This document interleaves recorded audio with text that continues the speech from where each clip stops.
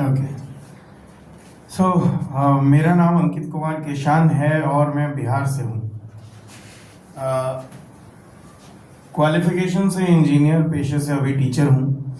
और अपनी कविता सुनाने से पहले मैंने 2 लाइन का एक इंट्रोडक्शन लिखा हुआ है जो मैं सुनाना चाहूँगा कि मैं दूर शिखर उस ऊंचे को कर कैद नयन में बैठा हूँ। मैं दूर शिखर उस ऊंचे को कर कैद नयन में बैठा हूँ और तुम भी यार पूछते हो मैं क्यों कर इतना ऐठा हूँ। बस उस तक उड़ना है बाकी, बस उस तक उड़ना है बाकी, मन में तो जीत लिया है नभ। कछुए सी चाल पर निरंतर है जारी पाने को दुर्लभ। कुछ कमी लगेगी तुमको ही गर चौड़ी ये मुस्कान नहीं, दुर्गम पथ की बाधाओं से जो डर जाए केशान नहीं।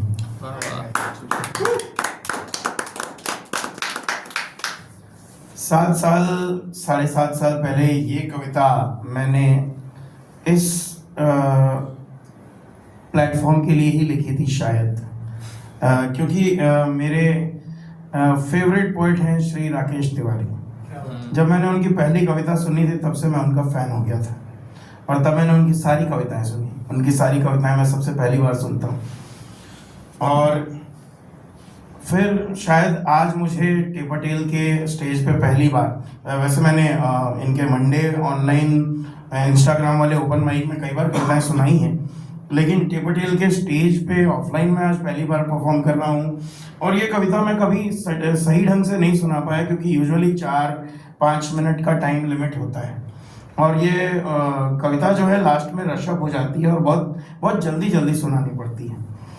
तो आज लकीली शायद वो कहते हैं कि अगर किसी चीज़ को दिल से चाहो तो पूरी कायनात उसे तुमसे मिलाने में लग जाती है। तो ये कविता है मेरे पुराने घर के बारे में। मम्मी पापा से आजकल तुम बातें कर नहीं रहे क्या? लोग त्योहारों पर मुझसे पूछ लेते हैं घर नहीं गए क्या? सब ठीक तो है ना? क्या हुआ, टिकट नहीं मिल पाई? देखो तो सबने लगाई है, तुमने छुट्टी नहीं लगाई। मुझे झंझोड़ता उनका ये सवाल होता तो लाजमी है, मुझे झंझोड़ता उनका ये सवाल होता तो लाजमी है, पर क्या बताऊं दरअसल मुझे किस बात की कमी है। जिस तरह तन्हा सफ़र में हम सफ़र तो होना चाहिए, घर जाने के लिए कुछ होना हो घर तो होना चाहिए। हाँ एक घर है किराए का, माँ पापा वहीं तो रहते हैं और जहाँ अपने हैं वही घर है, लोग सही तो कहते हैं। लेकिन मेरी तमाम बचपन की यादों का जहाँ बसर था, मेरे और भी अपने थे वहाँ, मेरा भी एक घर था। वहाँ सामने गुप्ता जी रहते थे, उनकी रिपेयर की दुकान थी और पांडे जी दूसरी तरफ, उनकी मोहल्ले भर में पहचान थी।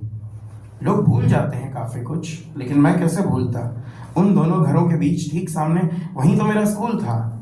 हाँ मेरा पहला स्कूल, जहाँ मैं बस 2-3 साल पढ़ा था और जहाँ जाने को पहली बार मेरे कंधों पर बस्ता पड़ा था।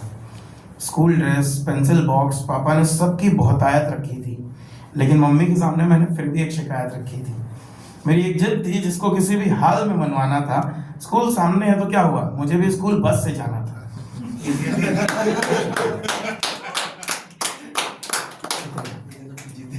मेरी एक जिद थी जिसको किसी भी हाल में मनवाना था। स्कूल सामने है तो क्या हुआ, मुझे भी स्कूल बस से जाना था। और इन्हीं सब यादों का बस्ता ढोती आज भी मेरी पीठ है और इन्हें भूलने नहीं देता मेरा ये मन भी कितना ढीठ है।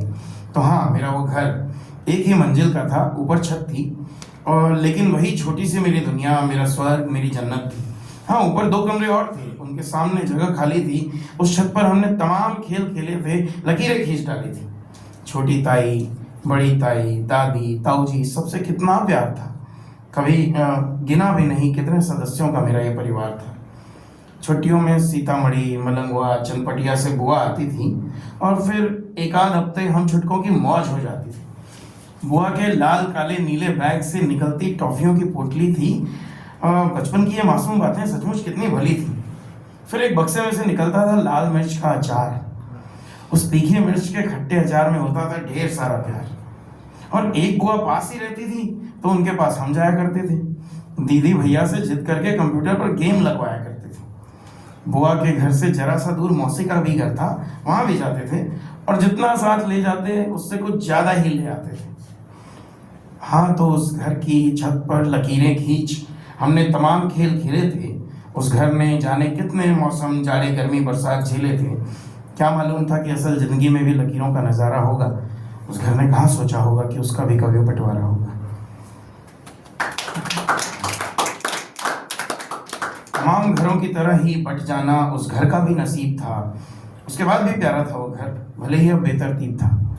उस वक्त जाना था कि रिश्तों की कड़ियाँ हार भी जाती हैं। उस वक्त जाना था कि अपनों के बीच दरार भी आती है। उस घर में जब कभी पापा डांटते तो मैं सोचने लगता था, घर से भाग जाऊंगा सोचकर दीवारें खरोंचने लगता था।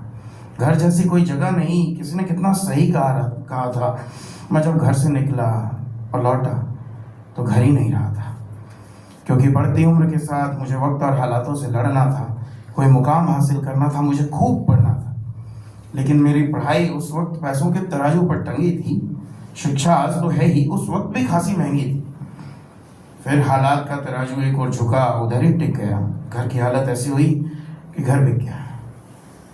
हाँ, तो मैं उस घर को हर रोज हर वक्त याद करता ही हूँ, लेकिन जब घर जाता हूँ उस ओर से गुजरता नहीं हूँ। शायद इसलिए कि वो घर मुझे देखे तो पुकार कर ये कहे ना, तुम तो मुझसे प्यार करते थे, छोड़कर तुम भी चले गए ना। चंद रुपयों में जिन भी हाथों में वो घर चला गया होगा, उन्हें क्या मालूम उस घर के साथ मेरा क्या क्या गया होगा। वो टीवी वाला रूम गया होगा जहाँ उधम मचाते थे। वो हैंड पंप भी गया होगा जिससे पानी निकाल के नहाते थे। वो स्टोर रूम गया होगा जहाँ खूब अंधेरा रहता था। वो सब कुछ चला गया होगा जिसको मैं मेरा कहता था। उस खरीदार तक मेरी बात जाए तो मैं कहना चाहता हूँ, मैं बस एक आध घंटे फिर एक बार उस घर में रहना चाहता हूँ। तुम कहोगे तो मैं तुम्हारे लिए कोई कीमती भेंट ले आऊँगा। बस वहाँ जाऊँगा और अपना सारा बचपन समेट ले आऊँगा।